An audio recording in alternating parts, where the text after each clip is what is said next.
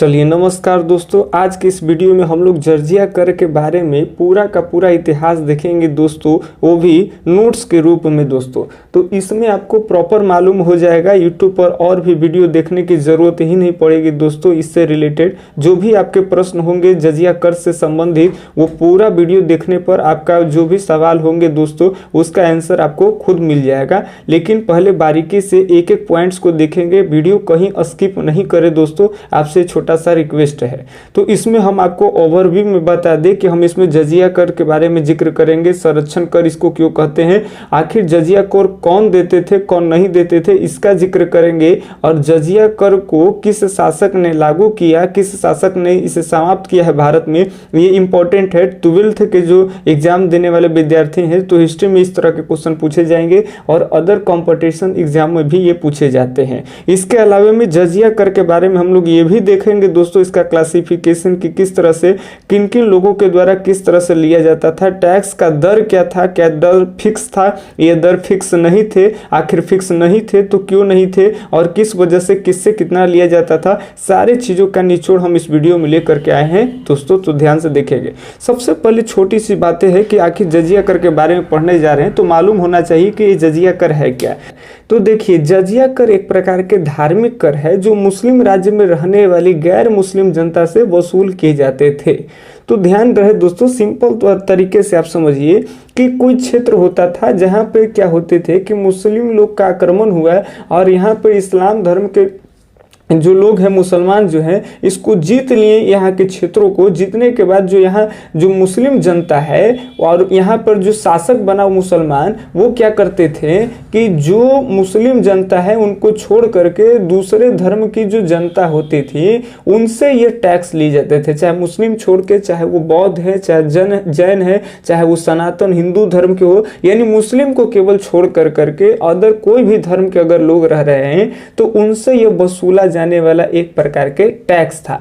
और ध्यान रहे दोस्तों कि ये जो टैक्स था वो व्यक्तिगत था, ऐसा नहीं था कि सबको। अच्छा, एक बात और बता दे, अभी हम टैक्स के दर पढ़ेंगे कि आखिर टैक्स के दर क्या होते थे, तो उसमें हम लोग जिक्र करेंगे। लेकिन अभी दोस्तों ध्यान रहे आपको कि ये मुस्लिम को छोड़ करके दूसरे धर्मों से लिए जाते थे, इसीलिए लिखे हैं गैर मुस्लिम जनता से वसूल किए जाने वाले ये एक प्रकार के क्या है दोस्तों, तो धार्मिक कर है। अब इसको कहते हैं संरक्षण कर भी कहते हैं। आखिर संरक्षण कर क्यों कहते हैं, तो देखिए यहाँ जो मुस्लिम शासक होते थे वो ये कहते थे मुसलमानों को छोड़ करके, अब ये नहीं समझिएगा दोस्तों कि मुसलमान लोग को टैक्स नहीं देना पड़ता था, मुसलमान का भी एक टैक्स था, लेकिन वो जजिया न कहला करके दोस्तों, और वो जकात कहलाता था। याद रखेंगे कि जजिया न कहला करके वो टैक्स क्या कहलाते थे, जकात कहलाते थे। जैसे अलग अलग टैक्स पढ़ेंगे दोस्तों, जैसे जकात है, खुम्स है, जजिया है, इस तरह से और भी टैक्सेस है। लेकिन अभी हम लोग केवल पढ़ रहे जजिया के बारे में, ना कि जकात के बारे में। तो जकात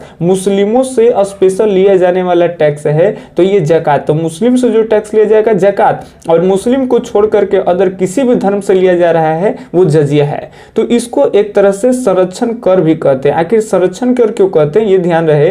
तो गैर मुस्लिम जनता को सुल्तान कहता था कि आप क्या है कि आप अपने धर्म की एकदम स्वतंत्रता से आप अपना धर्म मना सकते हैं, आप अपने धर्म संपत्ति, आप अपने मान सम्मान की रक्षा के लिए हमको ये टैक्स दीजिए। ऐसा नहीं है कि आप केवल दूसरे धर्म के हैं तो आप हमको टैक्स दीजिए, यानी आप जब आप टैक्स दीजिएगा तो आप अपने राज्य में धर्म को बढ़िया से मना पाएंगे, आप अपने संपत्ति का हम आपको बचाव करेंगे जब आप टैक्स पे करेंगे तो। अच्छा, ये टैक्स अभी पढ़ाएंगे आपको कि व्यक्तिगत होते थे, ऐसा नहीं थे दोस्तों कि सबको, जैसे अंग्रेज के समय में पढ़ते थे कि अंग्रेज ये नियम आ रहा है तो ये भू राजस्व की दर 40% कर दिया, 50% कर दिया, तो उतना देना पड़ता था दोस्तों सबको। नहीं, ऐसा नहीं था, ये व्यक्तिगत था, जिसका जितना संपत्ति है उस हिसाब से देगा। जो ज्यादा अमीर होता था वो ज्यादा यहाँ देता था। यहाँ दिरहन कर करके आता है, जैसे पैसे, उसे अभी रुपया चल रहा है तो उस तरह से उस समय में जैसे ज्यादा अमीर लोग होते थे उनको 48 दिरहन देना पड़ता था। मध्यम वर्ग के लोग जो जिनकी आय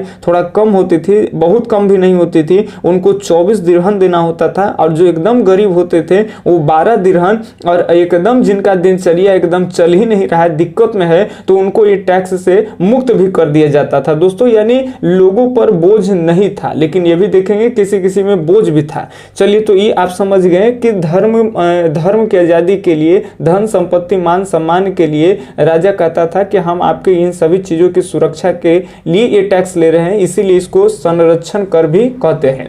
अब ये टैक्स सवाल आता है कि किन्हें देने पड़ते थे। याद रखेंगे ये जो टैक्स है दोस्तों, ये किन्हें पे करना पड़ता था, इसको हम लोग देखेंगे। तो सबसे पहले कि मानसिक रूप से जो स्वस्थ पुरुष है, जो एकदम फिट फाट है, स्वस्थ है, यानी मानसिक रूप से कहीं ग्रसित नहीं है, मानसिक रूप से असमर्थ व्यक्ति भी नहीं है, एकदम स्वस्थ है, उनको ये टैक्स देना होगा। लेकिन ये किन में? मुस्लिम में क्या? नहीं, मुस्लिम में स्वस्थ के लिए नहीं, मुस्लिम को छोड़ करके अदर धर्म के जो स्वस्थ पुरुष हैं उनको ये टैक्स पे करना पड़ता था। इसके अलावा दोस्तों एक बात और, कि अगर ये याद रखेंगे कि गैर मुस्लिम के यहाँ से सैनिक सेवा नहीं देने पर, ध्यान सुनेंगे, अगर आप चाहते थे कि इस टैक्स से हम मुक्त हो जाएं, तो अगर अपने घरों में से आप चाहते हैं कि सुल्तान को हम टैक्स नहीं दे जजिया, तो आप अपने घरों में से एक को याद रखेंगे कि इस सेना में आपको सेवा देने के लिए भेजना पड़ता था। अगर आप सेना में, सुल्तान के सेना में आप अगर सेवा देने के लिए आप अपने बच्चों को भेज रहे हैं,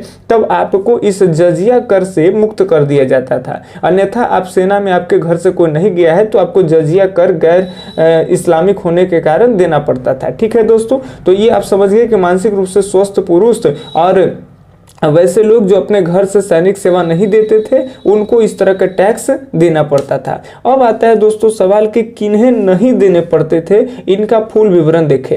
तो याद रखेंगे कि औरतें को, भिक्षु समझते हैं जो बौद्ध धर्म में मठ उठ में रहेंगे, भिक्षु कहलाएंगे, और जो मठ में रहने वाली महिला होगी वो भिक्षु कहलाएगी। तब भिक्षु हो या भिक्षुनी हो, कोई भी हो। इसके अलावा जो औरतें होंगे, दिव्यांग होंगे। दिव्यांग का मतलब यही खाली नहीं समझ, दिव्यांग हमने यहाँ लिखा है, दिव्यांग मीन्स ऐसा होता है विकलांग कैटेगरी में, तो विकलांग। लेकिन ऐसे याद रखेंगे दोस्तों कि इस जजिया कर को नहीं देने में शारीरिक रूप से वो सब असमर्थ व्यक्ति, जैसे मान लेते हैं कि किसी का पैर नहीं है दोस्तों, किसी का हाथ खराब हो गया, हाथ कटा हुआ है, लूल्हा है, बहरा है, लंगड़ा है, यानी शारीरिक रूप से सब असमर्थ व्यक्ति को इस टैक्स से, जजिया कर से मुक्त रखा गया। तो कहीं दोस्तों इसमें प्रेशर वाली बातें नहीं, आप ज्यादा कमाओगे तो ज्यादा देना पड़ेगा, कम कमाओगे कम देना पड़ेगा, एकदम तुम गरीब हो या शारीरिक रूप से असमर्थ हो, मानसिक रूप से असमर्थ हो, तो आपको जजिया कर से सुल्तान मुक्त भी करता है दोस्तों। तो उतना प्रेशर भी नहीं है। लेकिन आजकल तो हमको लगता है झूठे ही सरकार कहती है दोस्तों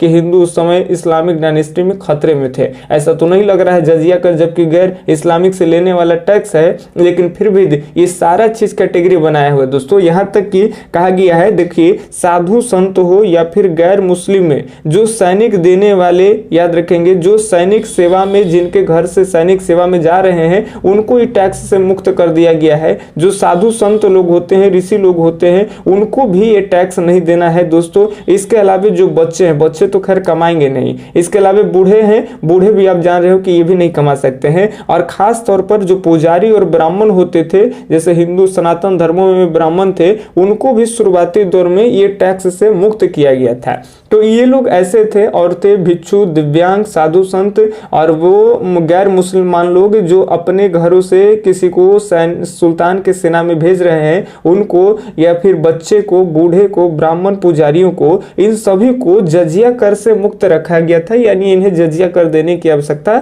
नहीं थी दोस्तों। लेकिन हम आपसे पूछते हैं, एक अपवाद है कि एक यहाँ के राजा हैं, इशारा कर रहे हैं दोस्तों, आपको कमेंट बॉक्स में ढूंढ करके, चूंकि हम लोग इतना सारा डेटा पढ़ाते हैं, लेकिन अगर बदले में एक लाइक, एक कमेंट, एक सब्सक्राइब मांगेंगे तो आपको खराब लगता है दोस्तों।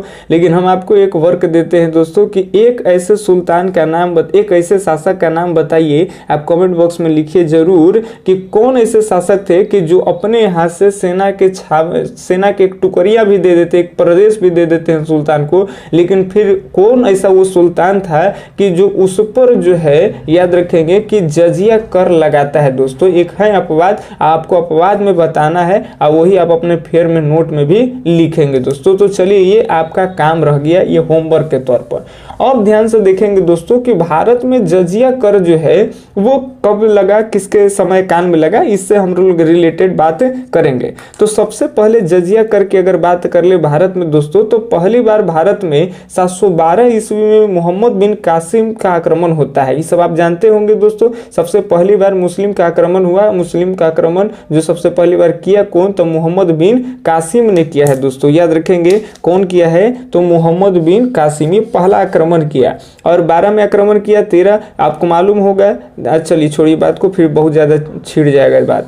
अब देखिए दोस्तों, एक हम आपको समझाने का प्रयास करें कि उत्तर पश्चिम साइड से आक्रमण होता है। ये सब सिंध का प्रदेश, मुल्तान का जो प्रदेश है दोस्तों, इसको 712 में मोहम्मद बिन कासिम ने जीत लेता है। और ये सिंध के प्रदेश में, याद रखेंगे दोस्तों, सिंध के प्रदेश में एक जगह का जिक्र भी हमने किया है कि सिंध के देवल में ये सबसे पहली बार, याद रखेंगे दोस्तों, मोहम्मद बिन कासिम के द्वारा मध्यकाल के इतिहास में इसको लगाया जाता है, जजिया कर को लगाया जाता है। यानी ये कर वसूले जाते हैं। किससे वसूले जाएंगे, तो जो इस्लाम को छोड़ कर करके जो गैर इस्लामिक लोग होंगे उनसे। तो सिंध के प्रदेशों में ये मोहम्मद बिन कासिम के द्वारा इसको वसूला गया। ठीक है दोस्तों, आगे तो सबसे पहले आप जान लीजिए, यहाँ पर हम लोग अलग से भी लिखे हैं कि जजिया कर से संबंधित शासक। याद रखेंगे जजिया कर से संबंधित शासक, क्योंकि एग्जाम में आपको पूछेंगे कि किस शासक ने, किस सुल्तान ने, किस बादशाह ने इस कर को समाप्त किया, किस सुल्तान, कौन सा ऐसे शासक थे जो इसको कब कब लागू किए। अलग अलग सल्तनत के हिसाब से पूछे जाएंगे। तो चलिए, मोहम्मद बिन कासिम जो सिंध के प्रदेश में सबसे पहले लगाया, तो सवाल आएगा कि भारत में सबसे पहले जजिया कर को कौन लगाया था, तो मोहम्मद बिन कासिम हो जाएगा। चलिए आगे याद रखेंगे कहाँ लगाया था, सिंध प्रदेश में। दूसरा आया था दोस्तों कुतुबुद्दीन ऐबक, जिसके बारे में आप सल्तनत काल में पढ़े होंगे, गुलाम वंश में, कि घोड़ा पर से गिर के चौगान खेल के दौरान मर जाता है। तो ये कुतुबुद्दीन ऐबक आता है दोस्तों। तो ये दिल्ली सल्तनत में, याद रखेंगे, दिल्ली का सुल्तान होता है। और इसने फिर दोबारा से, याद रखेंगे, कि भारत में जजिया कर को लागू करता है। याद रखेंगे, तो भारत में दिल्ली सल्तनत काल में सबसे पहले कौन लगाया दोस्तों, कुतुबुद्दीन ऐबक। इसके बाद आते हैं आगे चल करके अगर बात करें तो सिकंदर शाह। याद रखेंगे सिकंदर शाह आते हैं। ये सिकंदर शाह सल्तनत काल के नहीं, ये याद रखेंगे एक सिकंदर शाह है जो ऊपर जम्मू कश्मीर के, याद रखेंगे, राजा हुआ करते थे। ये मुसलमान थे और इन्होंने जम्मू कश्मीर के क्षेत्र में ही जजिया कर लगाया। लेकिन एक दोस्तों और याद रखेंगे कि जजिया के साथ एक ही साथ जकात भी लागू किए थे। आपको अभी बताएं कि जकात जो टैक्स होता है दोस्तों, वो इस्लामिक लोगों से लिए जाने वाला कर होता है, जो खास मुस्लिम से लिया जाएगा, और गैर मुसलमानों से जजिया लिए जाते थे। तो सिकंदर शाह के द्वारा दोस्तों, याद रखेंगे कि जजिया के साथ जकात को भी वसूला गया। कहां, जम्मू कश्मीर में, ये याद रखेंगे।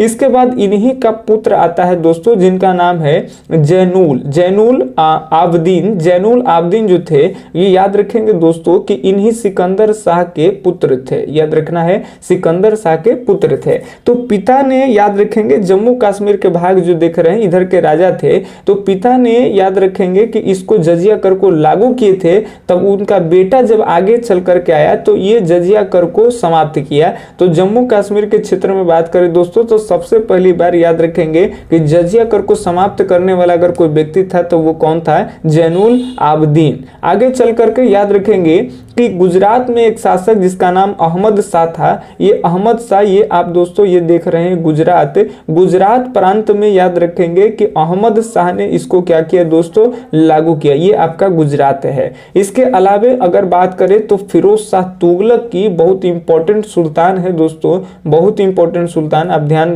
देखें तो ये फिरोज शाह तुगलक, याद रखेंगे, सल्तनत काल में तुगलक वंश आता है, उसी में ये राजा है। ये ऐसा पहली बार, याद रखेंगे, फिरोज शाह तुगलक, इसको शॉर्ट में FST भी कहते हैं दोस्तों, फिरोज शाह तुगलक। तो ये पहला ऐसा, याद रखेंगे, सुल्तान निकला कि ये ब्राह्मण पर भी लागू कर दिया। चूंकि हम अभी पहले बताएं कि ब्राह्मण और पुजारी को इस टैक्स से मुक्त रखे जाते थे, लेकिन ये पहला ऐसा सुल्तान निकल गया कि अब ब्राह्मणों से भी टैक्स वसूलने लगा। क्योंकि पहले क्या थी ना कि ब्राह्मण तो कहता था कि हम खुद जो है एक है वो दान ले करके चलाते हैं, हमको तो खुद लोग दान करते हैं और ब्राह्मणों को दान देना महादान, उस समय में एक अपना परंपरागत बातें अपना चल रही थी। तो याद रखेंगे ब्राह्मणों से पहले कर नहीं लिए जाते थे, लेकिन फिरोज शाह तुगलक के द्वारा सबसे पहली बार जो है दोस्तों वो ब्राह्मणों से भी टैक्स वसूला गया, ये इंपॉर्टेंट है। चलिए तो पूछेगा कि सबसे पहली बार ब्राह्मणों से किसने टैक्स को वसूला, माने जजिया कर वाला टैक्स, तो फिरोज शाह तुगलक। आगे चल कर करके जब मुगल काल आता है तो मुगल काल का पहला एक राजा होता है दोस्तों अकबर, और अकबर ने, ये डेट इंपॉर्टेंट है, ये डेट इंपॉर्टेंट है, ये याद रखना है आपको। अकबर 1564 में याद रखेंगे कि ये जजिया कर को खत्म कर देता है। चूंकि पढ़ेंगे कि दिल्ली सॉरी राजस्थान के क्षेत्रों में विवाह होता है इनका जोधाबाई, जिसको आप हरखाबाई कहते हैं, तो हरखाबाई से विवाह होता है, जिसको जोधाबाई के नाम से भी जानते हैं। उन्हीं का भाई होते हैं मानसिंह, और विवाह के बाद मानसिंह के कहने पर याद रखेंगे कि धीरे धीरे प्रेरित आकर के अकबर को ये फील होता है कि इस तरह करके टैक्स गैर इस्लामिक लोगों से नहीं लेना चाहिए। तो फाइनली 1564 ईस्वी में अकबर जो होता है वो जजिया कर को समाप्त करता है। तो आपसे पूछ देगा दोस्तों कि कौन ऐसा प्रथम मुस्लिम शासक है जिन्होंने जजिया कर को समाप्त किया, तो अकबर। जजिया कर को समाप्त कौन किया सबसे पहले, मुगल शासक, तो अकबर होगी आपका। और सल्तनत काल में कौन ऐसे सुल्तान थे जो ब्राह्मणों से भी जजिया कर को वसूला है दोस्तों, तो फिरोज शाह तुगलक हो गया। आगे चल कर करके जब औरंगजेब आता है, औरंगजेब कट्टर है। एक बात और दोस्तों आप सब जानते हो कि जो कट्टर लोग होते थे वो इसको ज्यादातर लागू करते थे, जिनको थोड़ा सा भी अदर धर्मों के मान सम्मान जो करते थे, अदर जो धर्म होते थे उनकी कद्र करते थे अपने धर्मों के अलावे भी, तो ये इसको नहीं मानते थे, ये जजिया कर को समाप्त कर देते थे। जैसे आप अकबर को ले लीजिए, अकबर सभी धर्मों का संरक्षण देता था, अकबर सभी धर्मों को, अकबर को किसी धर्म से ये कोई मतलब भी नहीं था, सबको एक साथ लाना भी चाहता था, इसलिए दीन इलाही भी चलाया था।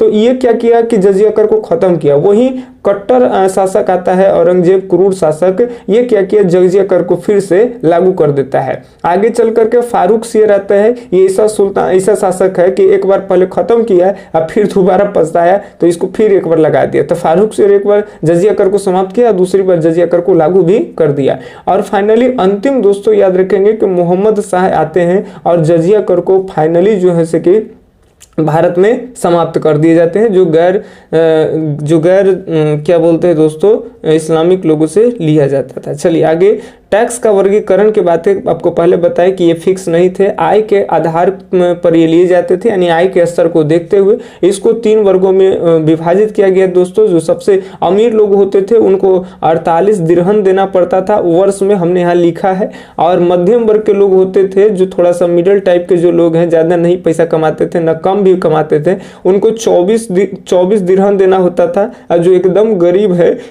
उनको 12 दिरहम देना होता है, एकदम जो लाचार है उनको इस टैक्स से भी मुक्त किया जाता था दोस्तों।